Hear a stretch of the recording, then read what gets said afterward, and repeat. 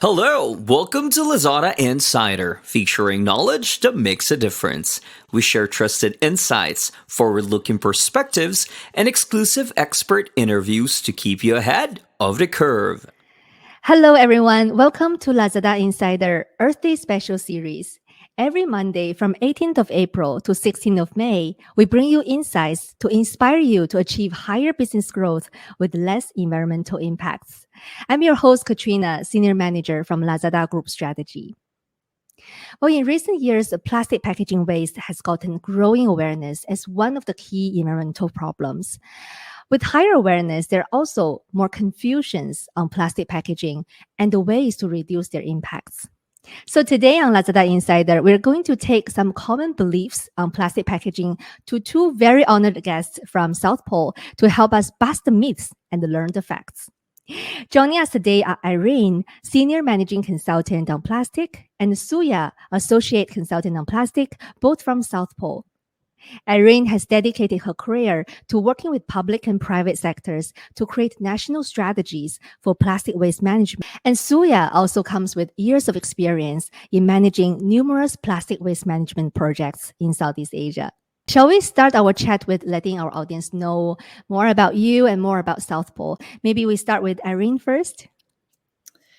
Sure. Well, thanks so much for having us today. South Pole is a global sustainability solutions provider. We work with private sector companies across the world in helping develop their sustainability strategies, but also accompanying them in implementing projects that will allow them to mitigate their footprint. Personally, I've been in the company for a year and a half now. Previously, I worked in Latin America and Europe, advising governments and also developing national strategies for plastic waste pollution management. How about you, Suya? I'm happy to be here, Katrina. So I'm Suya from South Pole as well, together with Irene.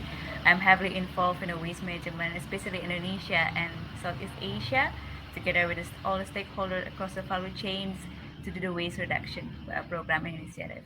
Interesting. Suya, you have a lot of experience in tackling plastic-related issues in this part of the world. So tell us a bit more. What is the current status of plastic pollution in Southeast Asia, and how has packaging contributed to the overall plastic waste? Yes, I think we all agree that some of the countries in Southeast Asia still become the hotspot for the waste pollution, and we see that the packaging is still the major contribution for that. And also why this is happening in South Asia, because we have a rapid urbanization and also there's a growth in the consuming class. But beside that, I also see that already the waste reduction or the waste initiative reduction program is already receiving more and more attention, also spotlight here in Southeast Asia. So I see already, we can observe that a lot of initiative coming from the NGO or private sectors and governments to tackle and respond to the plastic problem in Southeast Asia. So I would say that even we're not yet having a significant impact in our waste problem here, but I see that all the stakeholders already taking the baby step toward the right directions to fight the plastic pollution. But plastic packaging waste is not a new issue, right? But it seems to be talked about quite a lot and much more in recent years. So, Irene, do you think the pandemic actually played a role here? And globally, based on your observation, how has the outbreak of COVID-19 actually influenced consumers and also brands' attitudes towards plastic packaging waste? Yeah, excellent question. I think that the issue of plastic is definitely not new. We also have to keep in mind that plastic is in itself not a problem. It's the way that we manage plastics. And when plastic was introduced in the early 1960s, we didn't quite know how it would behave. And what we started seeing in the 80s and 90s was this accumulation of this material and inappropriate waste management facilities. And this wasn't just a problem in Southeast Asia. If we look at waste management 50, 60 years ago in North America or Europe, it's similar to the situation that we're now seeing in Southeast Asia or Latin America and Africa. So it's a question of catching up with the infrastructure in order to manage the materials, the man-made materials that we're putting out into the environment. COVID-19 really exacerbated because we saw two explosions in plastic usage. On one hand, there was this increase in hygiene products, so all the disposable face masks, hand sanitizers, protective equipment, additional wrapping, for questions of hygiene. And then we also saw a very sharp increase in the use of delivery platforms. So there was a lot more of online shopping, not just for leisure, but also for daily goods, right? So a lot more grocery shopping online, and all this led to more and more packaging. I think one of the biggest challenges that COVID-19 brought to the plastics problem is that we were on a good trend before COVID. We had very good research showing the impacts of plastic pollution on the marine environment. We started seeing changes in behavior, the adoption of new delivery models through reuse models. But with the hygiene issue around COVID, a lot of those reuse models actually had to be dropped. And so this is a challenge because some of the progress that was done in changing consumer mindsets and changing consumer behavior, we've had a step backwards in it. So it really is a responsibility on brands to make the necessary investments in understanding, what is the packaging that they're using and how it can be treated in each geography of usage, because where the packaging ends up in the environment in every single country is different. And so it's important that the responsibility of the brand doesn't just end in the packaging and selling it to the consumer, but also in what happens after the product is used and how it's managed and disposed. Excellent sharing. Suya, do you see the same observations in Southeast Asia as well? Or are there any nuances in this part of the world? Yeah, I would agree with Irene. This also applies to Southeast Asia's countries. Like the COVID pandemic has become a setback in our battle against the plastic pollutions.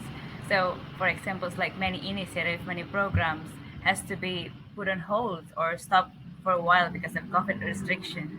And take one example like Indonesia. They just issued the EPR, Extended Producer Responsibility Policy, in 2019. But now the government decided to put it like at ease for the enforcement, because like the stakeholders or the private sectors here like facing the crisis, the economic crisis. So yeah, that's impact in many ways. There are definitely competing priorities coming in from COVID-19, and we are definitely at the risk of backtracking a lot of the progress we already made in this front. But I also want to highlight that, given that we've been through this crisis, there is a higher awareness and attention and call out around environmental related issues and also around reducing plastic packaging waste. And that actually leads to our core discussion today. I mean, there are so much information out there and beliefs out there about plastic packaging waste that may or may not be true. So I would like to get your thoughts, Irene and Suya, because both of you are experts in this field, on some common beliefs, and tell us whether you think they're myths or facts. So let's start with myth number one. Not every plastic packaging is bad. Is it true or is it a myth? I would go for saying that it's definitely a fact, because plastic is a necessary material. It's important here to remember that we're not at a time where we will completely eliminate plastics from our lives. There's certain usages, for example, in the medical field, even in the research space, where we need plastics. And plastic also plays an important role in delivery of products and goods. We wouldn't be able to have global trade and transport of goods without plastic. The issue is that not every plastic is made equal. There are very different types of plastics that are generally grouped into seven different plastic types. So, for example, plastic type number 1, PET, is what we normally see being used for beverage bottles, so soda bottles. And then we have other types of plastics, for example, single-use plastics bags are LDPE packaging. And the issue is that different types of plastics have different properties. And so some plastics can be more toxic than others. Some plastics are more recyclable than others. And the issue is more around how we use the plastic. And what we have to strive for is in always adopting a type of plastic where first we know is safe for human health, and also that can be treated where it's being used. So for example, going back to the 2 types of plastics I mentioned, PET, there is quite good recycling facilities globally for PET plastic. On the other hand, for thin film plastics like LDPE, it's much more complicating. The recycling infrastructure globally is lacking, and that's a type of plastic that perhaps we can switch out. So, single-use plastic bags, now globally we see that this is an unnecessary type of plastic. So when we go and do our grocery shopping, we can use a tote bag or a reusable bag, and in this way eliminate an unnecessary type of plastic. And the same goes for product packaging. Often we'll see there's multiple layers of product packaging. And what packaging designers need to think of is not just the use of packaging for how nice it looks for the product, but sticking to only using the necessary packaging. Next, let's compare plastics with other materials maybe. Is it a myth or fact that paper, glass, aluminum, or other non-plastic materials, they're actually better and ecological than plastics? Maybe Suya can help us address this. For now, we go for a myth. So yeah, when we try to compare which one is more ecological, we have to look into their entire process, either a plastic or it's paper, glass, or metals. So we have to see the entire life cycle process. So for examples like glass and aluminum or metals, they are consumed, it's possibility this material consume higher energy, also higher heat during the productions. And then there is a fact as well, like the lightweight materials release less carbon dioxide during the transportation and also during the distribution. So we have to see. So like this, we have to see the entire process. Be careful with the trade-off before we can claim like which one is ecological. So we have to really look at the entire life cycle of the material instead of just simply say because it is certain material is good or bad. Let's talk about then reducing the environmental impact of plastic. One word that usually we talk about is recycling. Is it true that if a plastic packaging is recyclable, it is sustainable? Maybe Irene, could you help us address this? Yeah, I would go for myth for that one. Inherently being recyclable, if the plastic property makes it recyclable, that doesn't necessarily make it sustainable. The first we have to think here also, what does it mean to be sustainable in packaging, right? It's not a one single definition. It's very complex. It depends on what you're looking at. Sustainability encompasses social, economic, and environmental factors. If we're looking at the environmental factors, we're looking at carbon dioxide emissions, impact on biodiversity, resource use, and where the recycling fits in, the circularity of the material, so feasibility for recycling. And different plastic types have different feasibility, so recyclability, but that doesn't always mean it is recycled.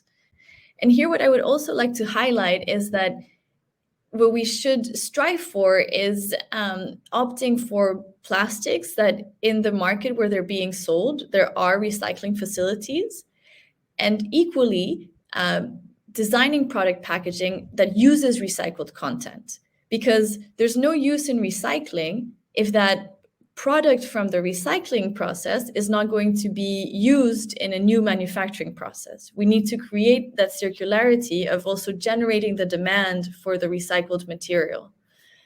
So the more we can strive to opting for plastic types that are easily recyclable because there's existing recycling infrastructure and for which we can create a demand, then the less resource use, the less need for new virgin plastic there will be. You're absolutely right. We have to look at from different angles and think about, sometimes it varies in particular geography, for example, the infrastructure, whether it's there and whether, there's a demand for recycled materials from manufacturers after that. Excellent sharing. So let's move on to myth number 4. I think another buzzword that we usually hear about is biodegradable. That's another buzzword. So is it a myth or a fact that biodegradable plastics packaging is not always more sustainable? Maybe Suya, you can help us answer this. Yes, sure. And for now, we'll go with it is a fact. But still, you have to be careful when you try to define what is sustainable here. So let's try first what is sustainable, and then we can go deeper into biodegradable plastic and everything. So in case of biodegradable plastic packaging, it's a fact it's not always sustainable. Why? We can take, as we mentioned before, Irene or me, we have to see again the entire life process, the entire life cycle. So we have to see, like you also mentioned, Katrina, we have to look at into different angles before we claim this is the biodegradable plastic. So for examples like PLA or like the corn-based materials, and they label as the biodegradable materials, which is true, but this PLA can only break down in the industrial composting center. And to see again more deeper, we have to see what is the composition of this biodegradable plastic, how we treat the end of life of this biodegradable plastic, and we see thus we need to do the land clearing or land changing to extract the material. And adding to this as well, not all people and not all community understand how to treat this biodegradable plastic. So if the community or the people or everyone cannot treat the biodegradable plastic or biodegradable materials as appropriate as possible, so it's mean that this biodegradables can be wasted in the landfill or even polluting our environment. So yeah, we have to see again in more comprehensive way. Actually, if we talk about e-commerce space, one of the key usage of plastic packaging is to protect the products during the transportation. So from functionality perspective, is it true that sustainable alternatives of packaging can be as durable and as strong as plastics? Irene, maybe this is for you to address. I think that's a challenging one because it's, what does alternative mean? This more sustainable packaging might be the plastic packaging. As Suya mentioned when we were talking about the different types of materials, we have to look at the full life cycle and the emissions all along. So sometimes plastic can be more sustainable because it has less emissions in the transport. If it is a type of plastic, going back to my previous point, that can be recycled in that local context. So the first point is to really understand what those alternatives are. So switching plastics for paper, for example, is not always necessarily the best option. And so when we're looking at durability and strength, it's important to take into consideration what factors are key for maintaining the product. Ultimately, the role of packaging is to avoid product losses and waste. And we have to remember that product loss and waste can be even a worse outcome because that also generates emissions if or pollution if we waste a product that has gone through a very lengthy manufacturing cycle. So it's a difficult one to answer because what is a sustainable alternative depends so much on the local context. And what I think it's important to remember is that we shouldn't ultimately say that, plastics are terrible. It's in that context, under those factors that are important for that delivery process, is plastic is there an alternative to plastic? I think another concern that we usually have from businesses is that cost is usually a consideration whenever it comes to choosing packaging materials. So, is it true that sustainable packaging is not affordable and it adds to the cost of businesses and eventually consumers' purchase price? So yeah, what is your thinking around this? For now, I would say it's a fact for now, because now it's like when we talk about is it affordable or not, or economic perspective, then for the biodegradable plastic or biodegradable materials, it's still like super low demand compared to the plastic. So that's why it's make the price is not affordable for business or for people right now.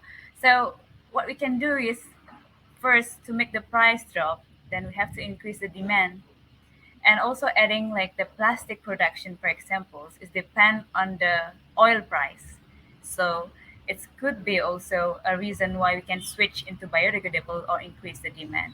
So yeah, the key is for the demand. So we have a lot of homework here to encourage like the people or stakeholder across the value chains to do or to increase the demand for the biodegradable material.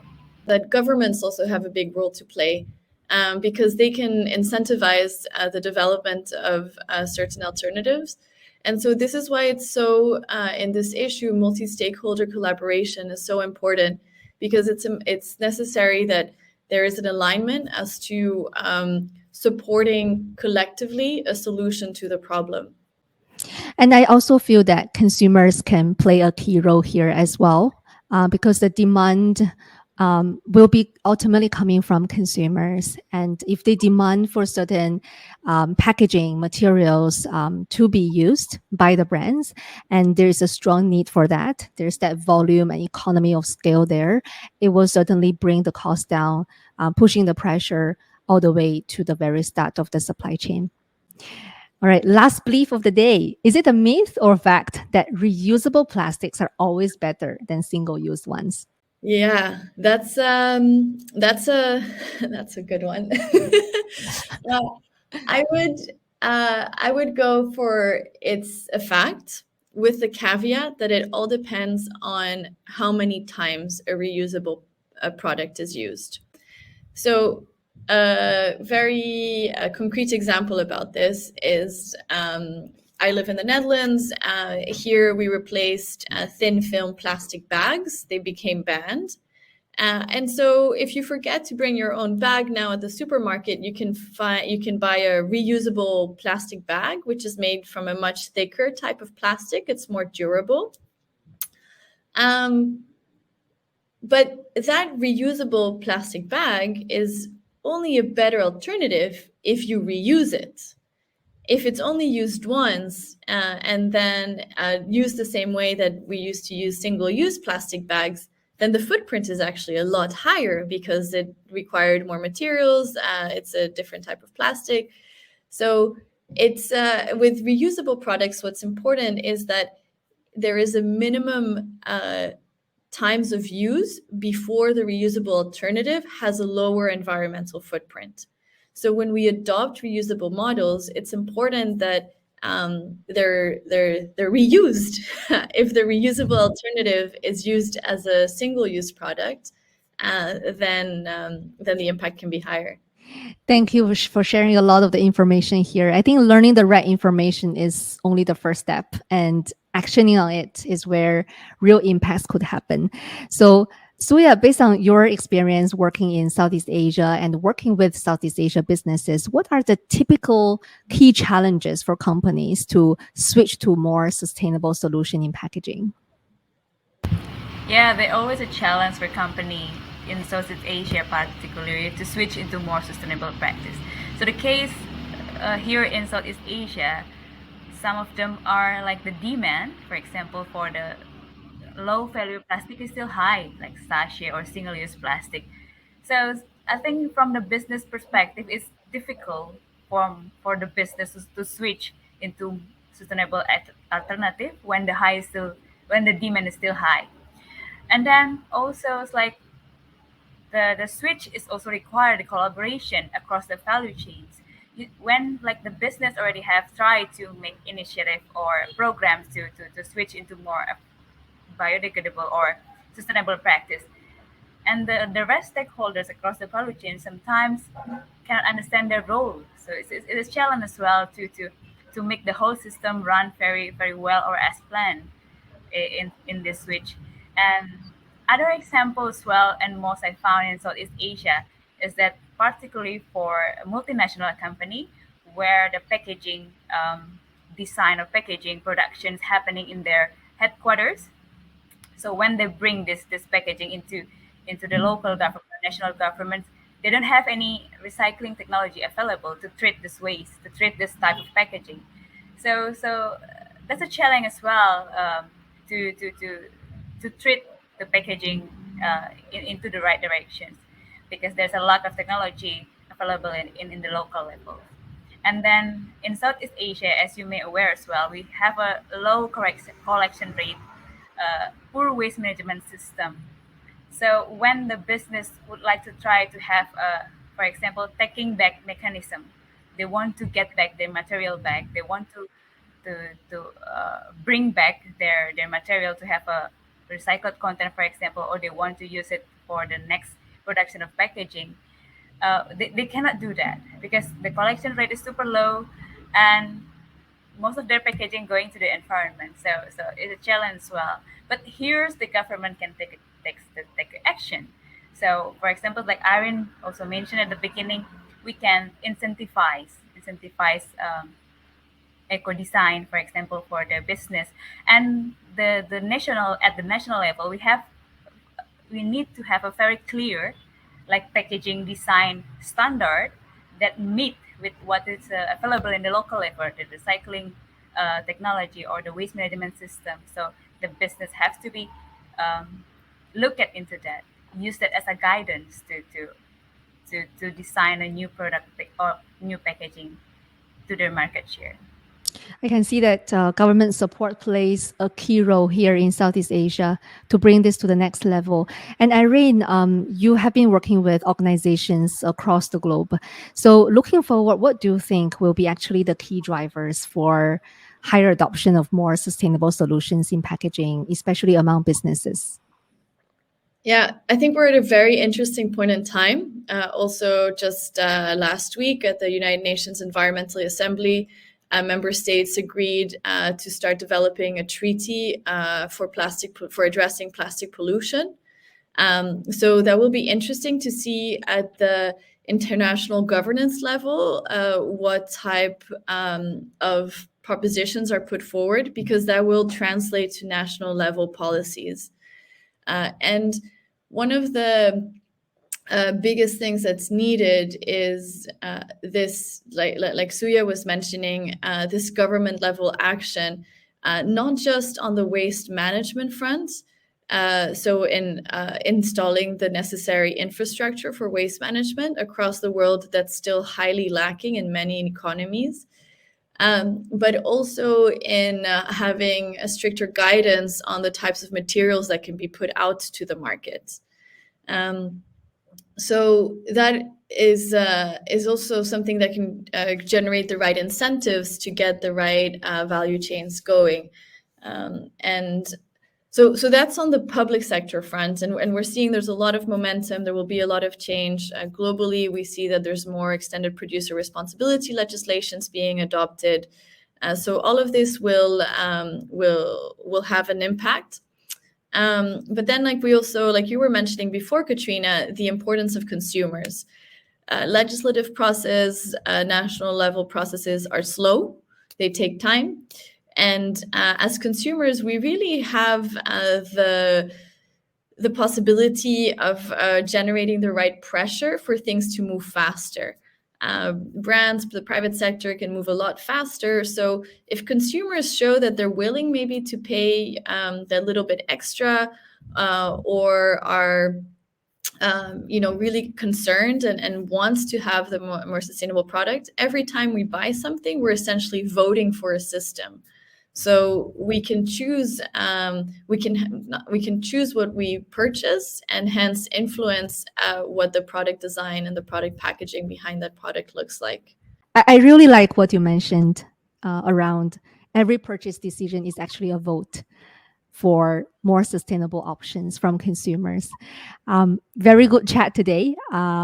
We probably have time for one last question. So, any final advice you have for the audience on this topic? Maybe Suya, you can share first, and then maybe Irene, you can share any final thoughts you have. Yeah, sure. I guess like what Irene mentioned as well, waiting for the government or the business or higher ups level will be take times. But I would like to encourage our people. We can do small things, but big impact. So start with your at the household level. Start from yourself. Just try to doing the waste segregation at the household level is already make a very big impact.